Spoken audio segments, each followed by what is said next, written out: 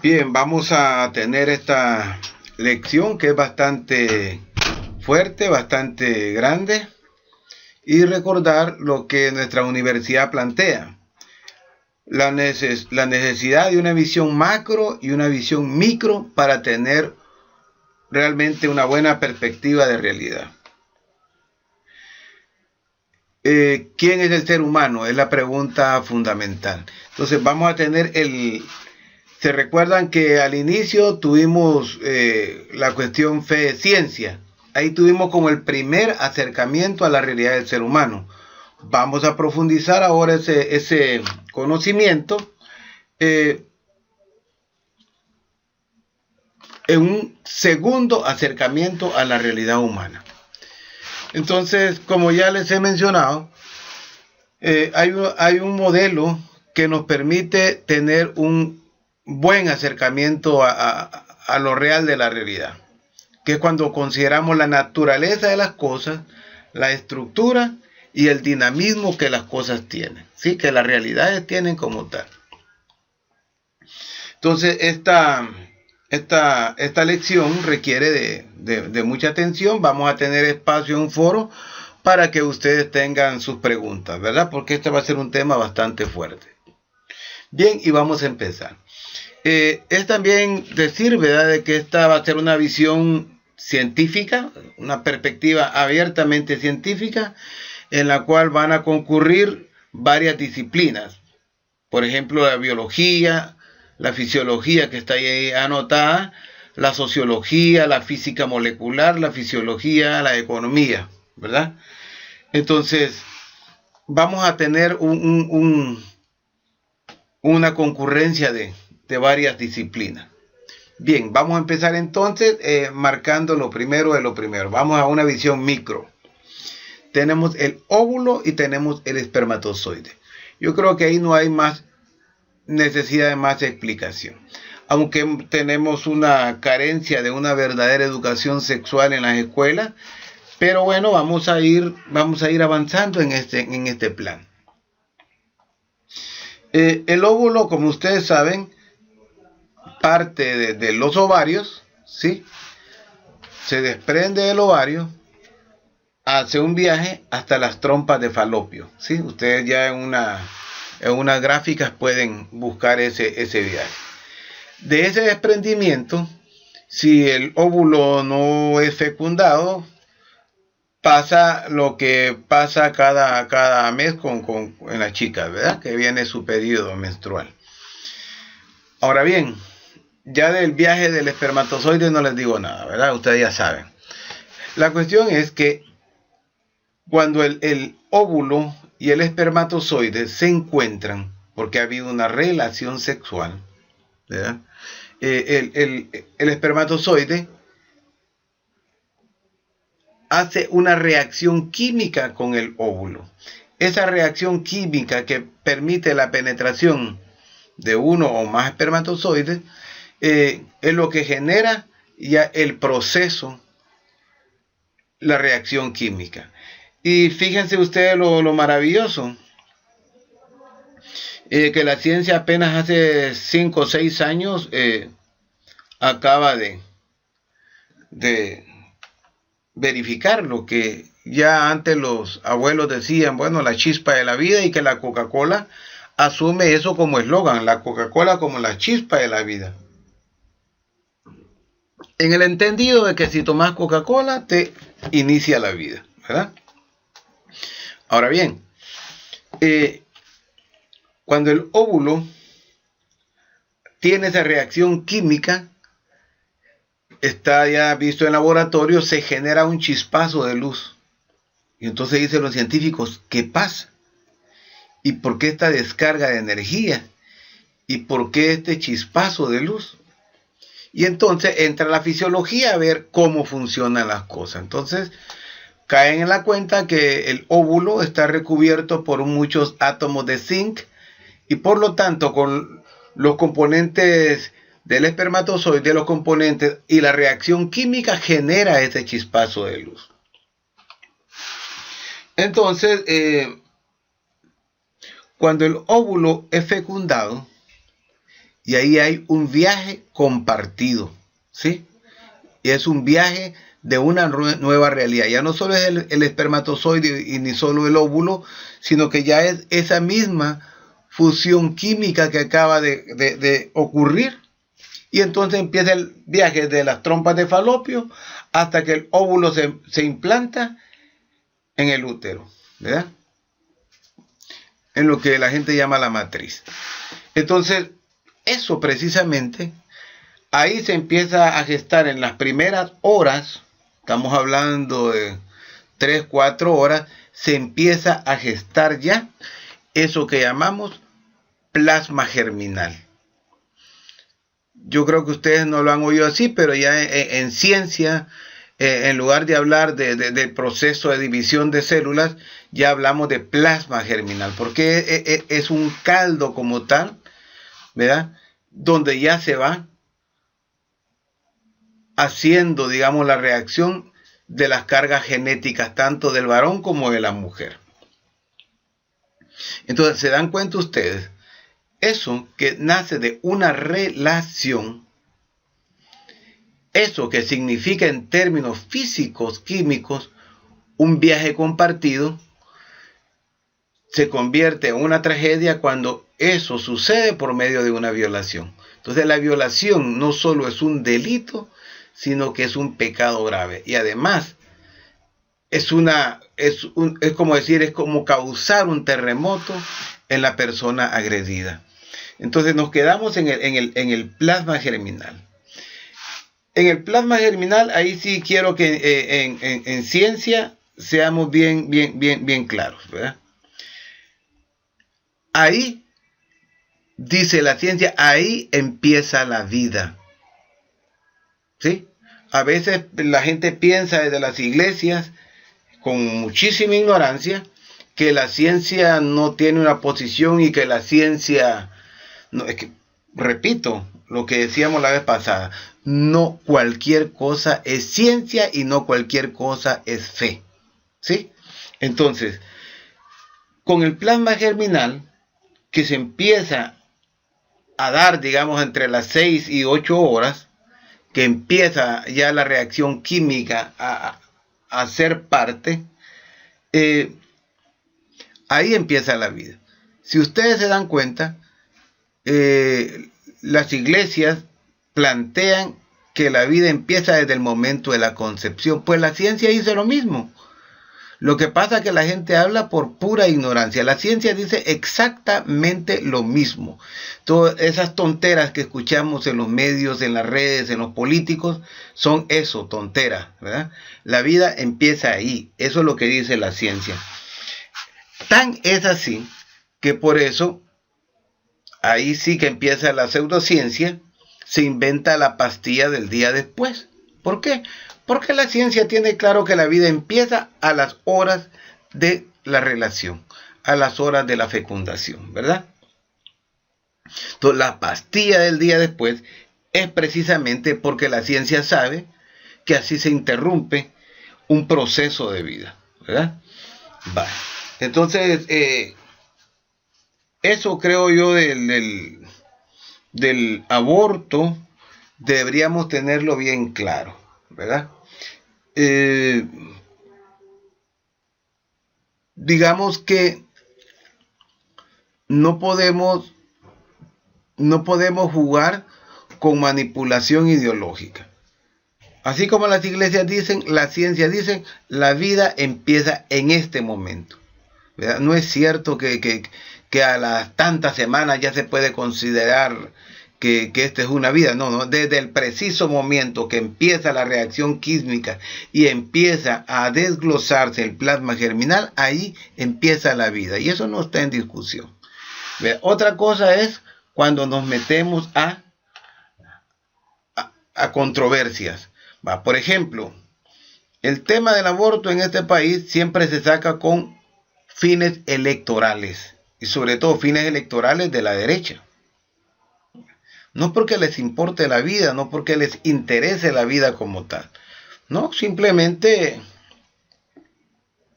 es ganas de utilizar electoralmente el tema. De hecho, si alguien debería hablar del aborto, tendrían que ser las universidades, los centros de investigación, las iglesias institucionalmente constituidas,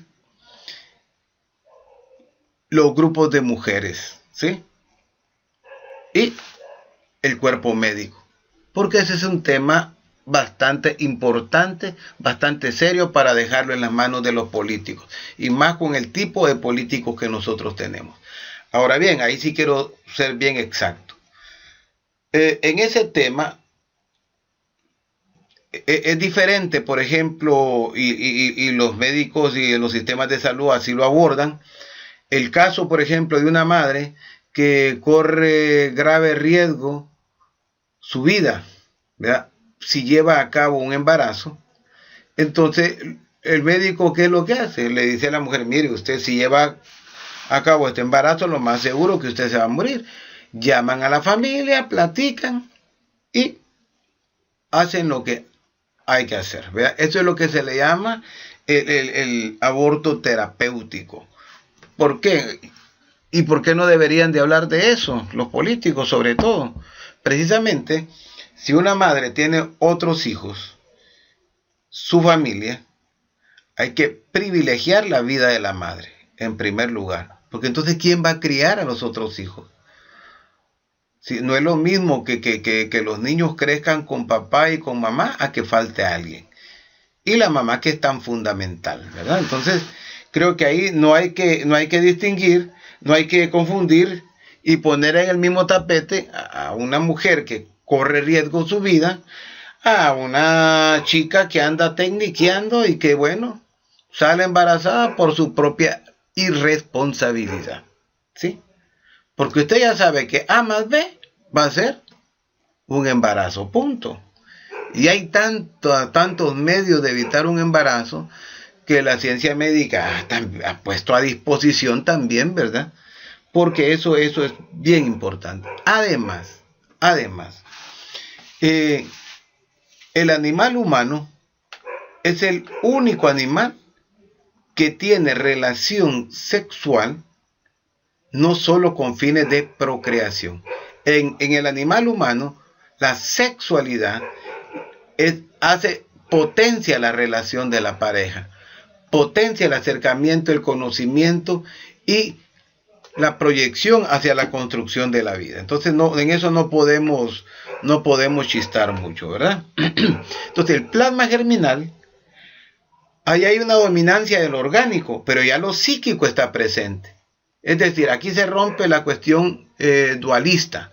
No podemos considerar una cosa es lo psicológico, lo psíquico, y otra cosa es lo físico.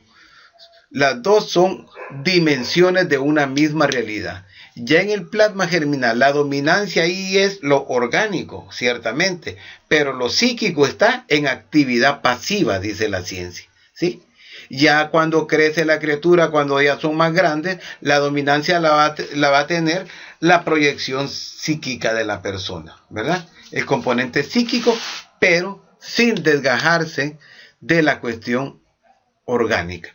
Entonces, el ser humano, desde ahí se va constituyendo una realidad psicoorgánica, plenamente, ¿verdad? Entonces, y ahí quisiera agregar otro punto.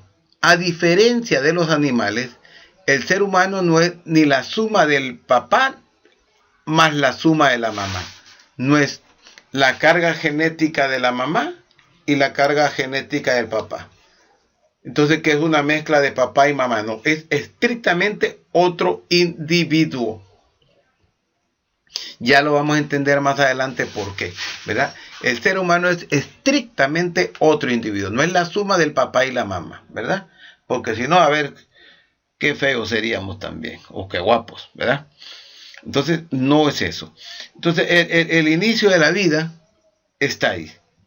Entonces, esas causales que les decía yo del aborto, por ejemplo, ahí quisiera recalcar una cuestión bien importante. En el tema del aborto hay que tener mucho cuidado porque se practica un aborto, lo que te sacan no es que un whisky que te comiste, ¿sí? Sino que es parte de tu ser, es parte del ser de las mujeres. Yo he tenido, bueno, experiencia con gente que ha abortado y muchas mujeres caen en depresión, y una depresión bastante grande, ¿verdad? Pero también está la dimensión. No podemos poner igual que a una mujer que corre en riesgo su vida, a una madre, a una chica irresponsable o a una mujer irresponsable, tampoco podemos poner en la misma balanza a una chica que ha sido violada, ¿verdad? Ahí el Estado lo toma tan a la ligera porque resulta que una persona así que ha sufrido esa tragedia necesita asistencia psicológica, asistencia emocional y muchas veces asistencia espiritual que las iglesias por estupidez no hacen, ¿verdad? Porque dice, a saber en qué andaba. No, usted en lo que ande, nadie tiene derecho a abusar de usted, ¿verdad? Entonces, en esto quiero que seamos claros. El otro punto bien fundamental, ya van a tener, digamos, la posibilidad en foro que tengamos o los viernes de plantear todas las preguntas que tengan, ¿verdad? Porque esto es importante que quede bien fijado. Entonces, el ser humano es un dimorfismo en sentido estricto. Cuando hablamos del ser humano estamos hablando de un dimorfismo como tal. Es decir, el ser humano es varón y es mujer, ¿verdad? No es cierto que el varón tiene primacía por sobre la mujer o que la mujer tiene primacía sobre el varón. Cuando hablamos de la especie humana y cuando hablamos del ser humano estamos hablando de una realidad en estricto dimorfismo. El ser humano es varón y es mujer. Y aquí tenemos al pie la nota de la Academia de Ciencias. Entonces, el sistema sexual indiferenciado del feto, ¿qué es lo que nos dice? Los conductos de Müller es por el científico que descubrió esa estructura, y los conductos de Wolf que marcan al varón es también por el otro científico que descubrió esa parte, ¿sí? Porque son estudios ya fisiológicos. Ahora, ¿qué es lo que tenemos? Pues el feto a las 6 semanas todavía no hay una diferenciación sexual. Para nada, no hay una diferenciación sexual. Entonces, a la 6ª semana empieza esa diferenciación, ¿sí? Entonces, pero está marcado que el sexo base o la base sobre la cual se determina eso, según la ciencia, ¿verdad? Y eso es confirmado y comprobado, la base la genera la estructura femenina, la estructura de la mujer, ¿verdad? Eso es una cosa bastante fuerte, porque eso mismo yo lo planteaba en el artículo, ¿verdad? Que escribí sobre machismo-feminismo. Eso mismo contradice y pone en entredicho el mito de Adán, ¿sí? El mito de Adán. Realmente la estructura base es de la mujer. Les guste o no les guste a los machistas, así es, ¿verdad? Bueno, entonces eso hay que tenerlo bien en claro, porque eso nos lleva a que esa realidad del varón-mujer no son realidades contrapuestas. Cuando son realidades que se contraponen socialmente, estamos actuando contra natura, ¿verdad? Estamos actuando contra natura, y cuando uno actúa en contra de la naturaleza es cuando uno va gestando las grandes injusticias. Grandes injusticias, por ejemplo, los nazis, que tenían el rollo de la superioridad racial, ¿verdad? Bueno, es más, el cerebro como tal, y eso es otra cuestión radical también que van a ustedes empezar a ver y tendrán muchísimo que investigar. Está el mito del cerebro creador. La inteligencia del ser humano inicia precisamente de la estructura del plasma germinal. En el cerebro no reside la inteligencia. Dice el gran, digamos, Marino Pérez Álvarez, ¿sí? Este es un gran científico que deberían de leer. Dice que el cerebro no crea actividades, sino que las media y las permite. Es decir, el cerebro es una especie de sintetizador.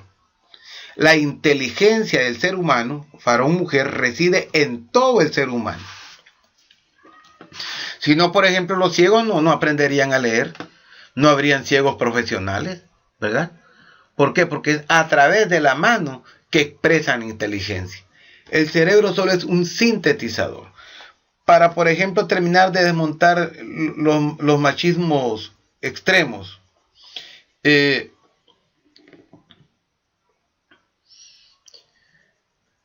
cerebro efectivamente de la mujer pesa un 14% menos que el cerebro del varón. Ahora, pero ¿quién dice que el tamaño significa potencia? Por ejemplo, hay un motor que puede ser más pequeño, pero puede tener unas revoluciones mucho más altas que un motor grande. ¿Eso qué significa? Que cada cosa está hecha para una determinada situación. Ahora bien, si dijéramos que el ser humano, el mujer, es inferior intelectualmente a los varones, pues la misma fisiología nos muestra que no es cierto, la neurociencia nos muestra que no es cierto. Abajo está el cerebro de la mujer. Y entonces, ¿qué es lo que notamos? Que los dos hemisferios en el del cerebro de la mujer están más relacionados, tienen más vinculaciones. Tienen muchísimas más vinculaciones, ¿verdad? Entonces, en cambio, el cerebro del varón, por el contrario, pues no tiene ese nivel de vinculaciones que tiene el cerebro de la mujer, ¿verdad? Entonces, como ustedes ven, los hemisferios del varón están más divididos, hay poca relación, pero del cerebro de la mujer tienen una visión más global y más integradora, ¿verdad? Eso le pese a quien le pese, ¿verdad? Entonces, eso quiero que quede bien claro. Se cae el mito del cerebro creador, ¿sí? La inteligencia reside en todo el ser humano. Actuamos inteligentemente, antes que razonar. El ser humano es un ser inteligente. Ahora, ¿cómo se expresa eso en el desarrollo infantil? El recién nacido, ya esas rayitas que ustedes ven, es como la actividad cortical de las neuronas, ¿verdad? Ya el primer mes hay una gran revolución en eso, hay una gran revolución, ¿verdad? Porque ya nos indica que el bebé está haciendo mayor captación de realidad.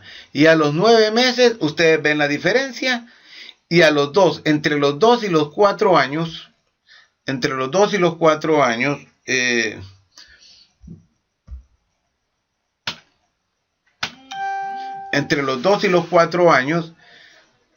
hay un mar de desarrollo en cuanto a la actividad neuronal, ¿verdad? Llega el mundo adulto, está más afianzado, pero el mayor desarrollo se da entre los 2 y los 4. Entonces la importancia que durante el embarazo la mujer tenga estabilidad y tranquilidad, porque el ser humano está implantado en la realidad desde ahí mismo.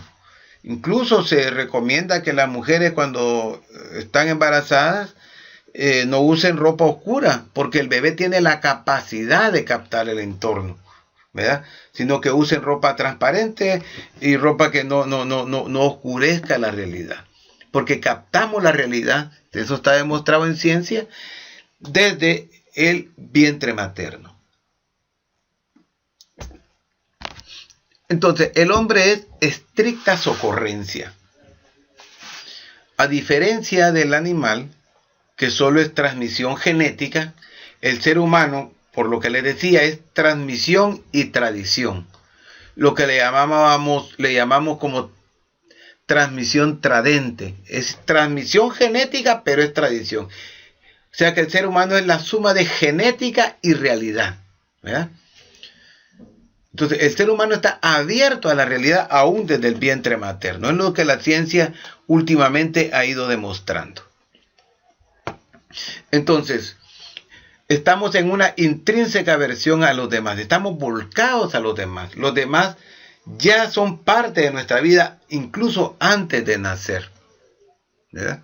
Entonces, eso genera una dimensión de que la naturaleza social del ser humano es eso. Somos sociales por naturaleza, ¿verdad? Ya el bebé no nace al margen de, ya nace en un mundo, en una realidad determinada, y estamos volcados unos a otros. Es tal, digamos, por ejemplo, el bebé, los bebés antes de los 6 meses se van con todo el mundo. Entre los 6 y 7 meses los bebés empiezan a hacer huraños. ¿Por qué? ¿Por qué empiezan a hacer huraños? Porque ya reconocen su grupo, ya empiezan a reconocer su grupo de referencia, ¿sí? Ya ve a los demás como desconocidos y los otros como propios, míos. Y eso marca una diferencia bastante fuerte. Entonces, esa realidad de los niños, por ejemplo, nos marca una cuestión que es bien importante. Si queremos niños buenos, debemos tener niños felices. Los niños que son felices son niños buenos y llegan a ser jóvenes buenos. De ahí la importancia de la responsabilidad al tener hijos, ¿sí? Ahí estamos nosotros. Nosotros no podemos repetir los errores que nuestros padres han cometido. Tenemos que tener seriedad, tenemos que tener responsabilidad, porque una vida es una responsabilidad grande y es una cosa bella, ¿verdad? Bella. Entonces, el ser humano es diverso. Tenemos estricta individualidad. Bueno, vamos a dejar hasta acá porque es bastante denso lo que estamos viendo, bastante fuerte también. Vamos a dejar hasta acá para que ustedes reflexionen esto que hemos dicho. Yo creo que tipo martes, miércoles voy a abrir foro. El foro va a estar esta semana y la otra. Recuerden que en los foros, aunque usted participe, su participación tiene que tener calidad, si no, no cuenta como participación, ¿verdad? No, si yo digo, bueno, lo que dice Juan está bueno, lo que dice Luis está bien, me parece, estoy de acuerdo con él. No, usted debe plantear sus preguntas, tener sus respuestas, tener sus posiciones, ¿verdad? En eso quiero que nos entendamos adecuadamente. Entonces, continuamos en la próxima. Vayan ustedes reflexionando este material también les va a llegar, ¿verdad? Va a estar ahí que ustedes lo pueden bajar. Ya está también la secuencia didáctica. Bueno, espero que reflexionen bastante.